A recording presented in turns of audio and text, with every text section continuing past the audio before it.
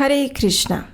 गीतासु गीता कर्तव्या किमन्यै शास्त्रविस्तरैः या स्वयं पद्मनाभस्य मुखपद्माद्विनिः श्रुता।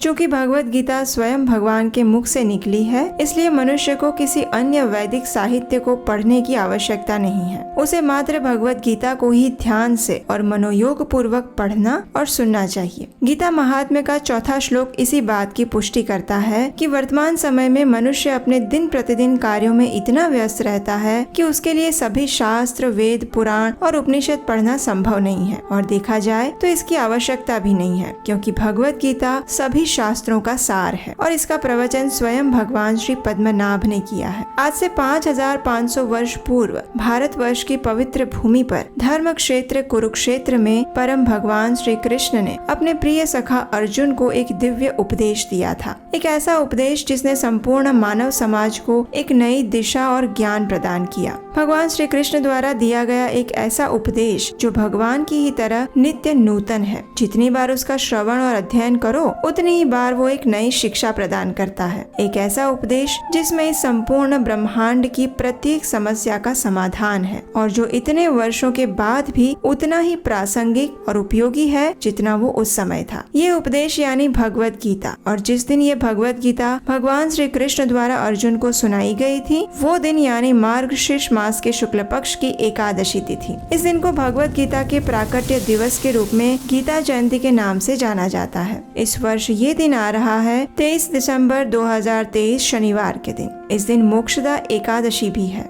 ये वो विशेष दिन है जब भगवत गीता का संपूर्ण अध्ययन, श्रवण और पठन करना चाहिए। कई स्थानों पर भक्तगण इस दिन कुरुक्षेत्र में एकत्रित होते हैं। जिस स्थान पर भगवत गीता बोली गई थी, वहाँ भगवत गीता यज्ञ आयोजित किया जाता है, जिसमें गीता जयंती के दिन प्रातः काल से अगले दिन प्रातः काल तक भगवत गीता के श्लोकों का उच्चारण किया जाता है। ब्रह्म सरोवर में रथ पर सवार और भगवत गीता का ज्ञान देते हुए श्री कृष्ण और अर्जुन की विशेष आरती और दीपदान किया जाता है। शोभा यात्राएं निकाली जाती है और देश के विभिन्न भागों में अनेक स्थान पर भगवत गीता के ऊपर प्रवचन आयोजित किए जाते हैं। गीता जयंती के दिन प्रत्येक व्यक्ति को संपूर्ण भगवत गीता का पाठ करना चाहिए। अगर आप संस्कृत श्लोक का उच्चारण नहीं कर सकते तो भी कम से कम उसका अनुवाद अवश्य पढ़ना चाहिए। इस दिन कम से कम एक भगवत गीता किसी को भेंट में देनी चाहिए। अगर आप अपने या अपने परिवार में किसी के भी लिए भगवत गीता खरीदना चाहते हैं तो स्क्रीन पर दिए गए व्हाट्सएप नंबर पर मैसेज कर सकते हैं। और अगर आप भगवत गीता के प्रचार हेतु दान देना चाहते हैं तो हमारी वेबसाइट गीतादान.in पर जाकर अपनी क्षमता अनुसार दान दे सकते हैं। गीता जयंती के दिन भगवत गीता ग्रंथ के लिए दिया गया दान अत्यंत पुण्य फल प्रदान करने वाला माना जाता है और आपके द्वारा दिए गए दान से हम भगवत गीता के संदेश का संपूर्ण वर्ष के दौरान प्रचार तो करते ही हैं, लेकिन जरूरतमंद लोगों को भगवत गीता का निःशुल्क वितरण भी किया जाता है। तो इसलिए अपनी क्षमता अनुसार गीता जयंती के शुभ अवसर पर गीतादान.in वेबसाइट पर जाकर भगवत गीता के प्रचार हेतु दान अवश्य दें। इस बार गीता जयंती पर हम आपके लिए एक विशेष भगवत गीता क्रैश कोर्स भी लेकर आए हैं। इस्कॉन लुधियाना के साथ मिलकर हम ये प्रयास आप सबके लिए लेकर आ रहे हैं, जिसमें 18 सत्रों में भगवत गीता के 18 अध्याय का एक सर्टिफिकेट कोर्स आप कर सकते हैं, और वो भी इस्कॉन के नामांकित वरिष्ठ भक्तों द्वारा। ये कोर्स कोई भी कर सकता है, चाहे आप स्त्री हो या पुरुष, युवा हो या वृद्ध। इस कोर्स के पूर्ण होने के बाद आपको इसका सर्टिफिकेट भी दिया जाएगा और उसके साथ साथ श्रील प्रभुपाद द्वारा लिखित भगवत गीता यथारूप भी आपको निःशुल्क अपने घर पर कुरियर द्वारा भेजी जाएगी। तो ज्यादा सोचिए मत, अभी जाइए नीचे डिस्क्रिप्शन बॉक्स में और वहाँ दिए गए लिंक से अपने आप को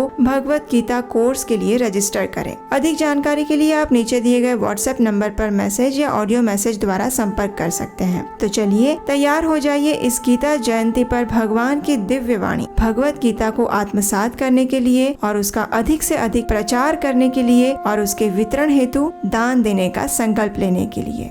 हरे कृष्णा।